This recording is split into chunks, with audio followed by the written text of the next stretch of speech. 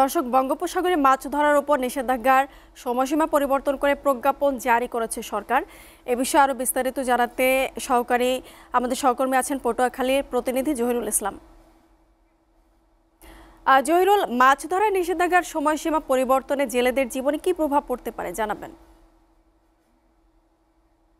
হ্যাঁ মুনিয়া, পটুয়াখালীতে কিন্তু পটুয়াখালী না, সারা বাংলাদেশের উপকূল অঞ্চলে যে বঙ্গোপসাগরের সামুদ্রিক জলসীমায় বাংলাদেশ সরকারের 58 দিনের যে মৎস্য নিষেধাজ্ঞা সেটা কিন্তু চলমান থাকায় পটুয়াখালীর নিউ মার্কেট এলাকায় কিন্তু সামুদ্রিক মাছের যে উপস্থিতি সেটা কিন্তু কম দেখা যাচ্ছে। এবং এই সুযোগে পটুয়াখালী সামুদ্রিক মাছের যে অনুপস্থিতি সেই সুযোগে কিন্তু বাজারগুলোতে দেশীয় মাছের এবং নদী নদী নালার যে বা জলাশয়ের মাছগুলো কিন্তু ব্যাপক উপস্থিতি রয়েছে।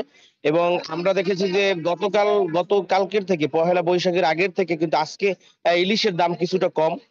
এবং বিশেষ করে এক এক কেজি সাইজের নিচে যে ইলিশগুলো রয়েছে সেগুলোর দাম কিন্তু অনেকটাই কম যাচ্ছে। তবে 1 কেজির উপরে যে মাছগুলো সেগুলো কিন্তু আগের মতোই রয়েছে। এছাড়াও অন্যান্য যে নদী নালার এবং মাছগুলো রয়েছে, বিশেষ করে স্থানীয় মাছগুলো এবং দেশীয় মাছগুলো সেগুলোর দাম কিন্তু মোটামুটি ভালো যাচ্ছে। এবং এই সুযোগ কিন্তু পটুয়াখালীর যে মাংসের বাজার সেটাও কিন্তু চড়া যাচ্ছে। তবে স্থানীয়ভাবে নদী নালার যে মাছগুলো, চিংড়ি মাছগুলো বিশেষ করে মানুষের দৈনন্দিন যে প্রয়োজনীয় দরকার হয় সেগুলো কিন্তু ইয়া হয়েছে।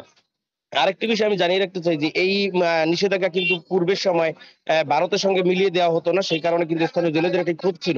এখন কিন্তু ভারতের সাথে মিলিয়ে দেওয়ার কারণে স্থানীয় জেলেদের মধ্যে জেলেরাও যেমন খুশি হয়েছে, যেমন মৎস্য ব্যবসায়ী এবং মৎস্য সংশ্লিষ্ট যারা রয়েছে তারাও খুশি। কারণ এতে কিন্তু একটি নিরাপদ প্রজনন ব্যবস্থা তৈরি হবে। কারণ আগে ভারতের জেলেরা এই সময়টিতে কিন্তু মাছ ধরে নিয়ে যেত, এখন সেই সময়টা কিন্তু নাই। এবং তবে জেলেদের দাবি যে তাদের যে প্রণোদনা বা প্রণোদনার চালটি রয়েছে সেটি কিন্তু এই নিষেধাজ্ঞাকালীন সময়ের পূর্বে দেওয়া হয় এবং তাতে মাসের যে নিষেধাজ্ঞা এবং সফলভাবে বাস্তবায়ন হবে বলে তারা আশা করছে। মুনিয়া।